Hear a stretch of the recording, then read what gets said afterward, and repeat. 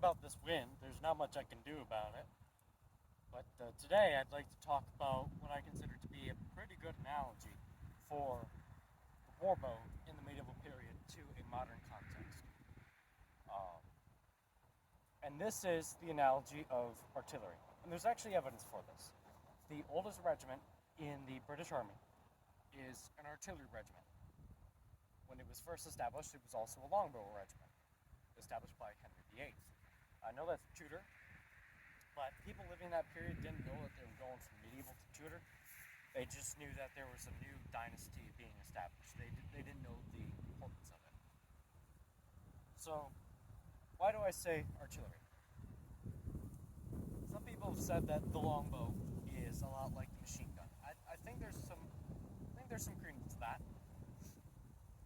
It's fast, decently accurate. Some people can get very accurate. Say like Mike Lodes or Kevin Hicks. Very, very accurate archers. Shooting, laying down withering fire for short or long periods of time. I think there's credence to it.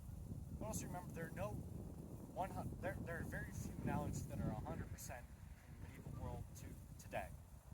Yes, the people were pretty much the same. They didn't have the same technology as us, but they have the same brains as us. They come to the same conclusions as us when it comes to problems. But they did live in a different culture, did live in a different time, and lived with different weapons and tactics. A machine gun's not very analogous in my mind, and not as analogous to artillery, because a machine gun it's there for shooting short bursts, kind of long periods of time, some suppressive fire, but the really big thing is mowing people down. We don't have a lot of evidence for the longbow mowing people down, except in 3 battles: Crécy, Poitiers, and Chicourt. Those are the only ones. I don't know of any others where the longbow absolutely owed the other side. Plus, even Agincourt. There's a lot of mythology around that battle, a lot of mythology. But there's not a lot of evidence to show that the longbow actually did a lot. Was it important on the battlefield? Yes, it was. Did it do as much as is mythologized? I don't think so. I think the bigger part of the battle was characters getting stuck in as kind of, you could say, budget men at arms. A little bit less armor, cheaper weapons, but they're getting stuck in. Now, artillery, I think that's more compelling. The reason why is shooting at long range consistently. Will you engage at short range at point blank? Yeah, you will. But a lot of your engagements are at medium to long-ish range. Now, I'm not saying long range as in 300, 340 yards. That's extreme range. My bow can't even get out there. A 160-pound bow might not be able to get out there, according to Kevin Hicks. We had an in-depth discussion on this. We didn't bring up the artillery thing at all, but he and I video called a while back. And back in January, talked about warbow, longbow archery, medieval archery, things like that. You're shooting generally at about 100 to 150 paces. That's short range. That's from 100 paces. Is from here to that target. It's the white. It's the shoot a bow. Like I got the word arrow. It's the arrow with the white fletchings stick out of the ground. See, as the grass comes around, you'll see it.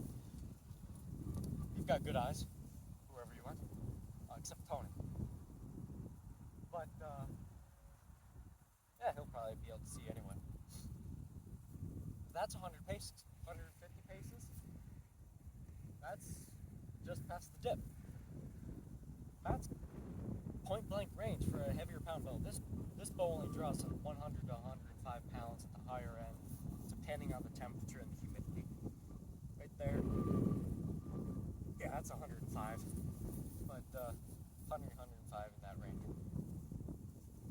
yeah, this bow is going to struggle to get out past 150 paces.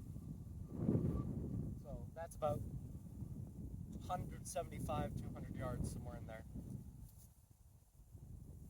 So longish range, you're dropping withering fire down, and you're not likely to kill the knights. You can if you hit a weak spot. So if the arrow finds its way into between the gorget and, which is a little neck thing that you'll see them in pictures of the American Revolution. There's this little semicircle metal thing that the officers will wear. That's a gorget. In the medieval period, it was up here, protecting the throat. So between the gorget and the plate, the breastplate, between the gorget and the helmet, here, the armpit. I mean, imagine that. You can't even move your arm. It's the groin, side of the leg, protected at the knee.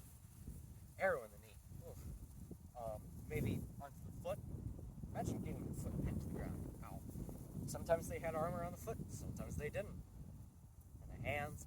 A lot of those somewhat unprotected areas that were really only protected later on in the medieval period. We're talking late 15th century.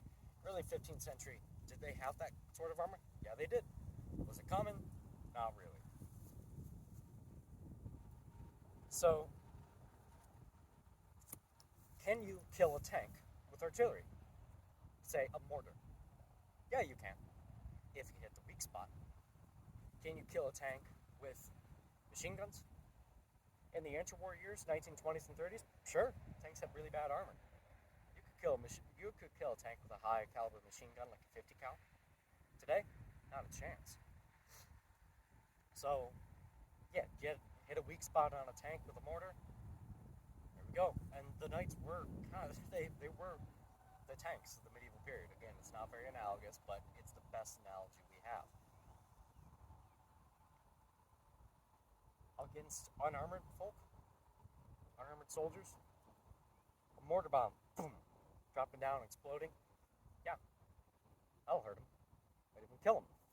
This, same thing. They'll do the business. The archers are also relatively defenseless. Think about this. A machine gunner shooting at guys over there.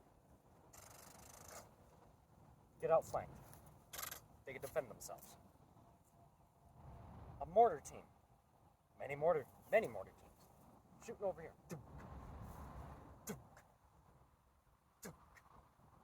They get outflanked. They're screwed. They gotta have people around there to protect them, infantry. Because these mortar teams are relatively defenseless. They have one focus, they have one job. Once they can no longer do their job, then they can do something else. Right now, they're focused, and they can only do one thing. The archers the same way. They had to focus on one thing. If they got outflanked and they didn't have any infantry with them, they were pretty defenseless. So they had knights and men-at-arms with them very, very often, like at the Battle of Crécy. Knights and men-at-arms in amongst the ranks of the archers. So if French knights and men-at-arms got too close, the archers didn't have to deal with them. The English knights and men-at-arms could. English knights and men-at-arms couldn't deal with French at long range. The archers could. I'm going to lose this arrow because it's bothering me just sticking up out of the ground.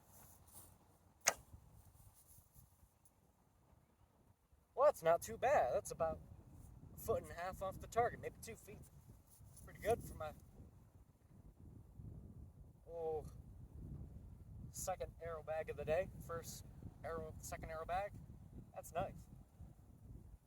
But anyway, that's just food for thought. Hope you enjoyed that. If you agree with it, great. If you don't agree with that, say so. Tell me your thoughts. Oh, and also, dropping the bow on the ground won't hurt it, unless it's on like concrete or rock.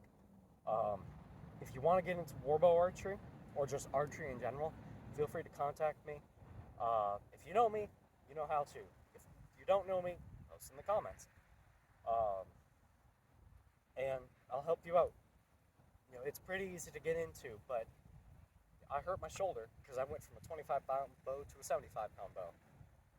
And I had to heal from that for a little while, and I can still feel my shoulder give me problems every once in a while. So be careful, get in touch with me, and I'll help you out.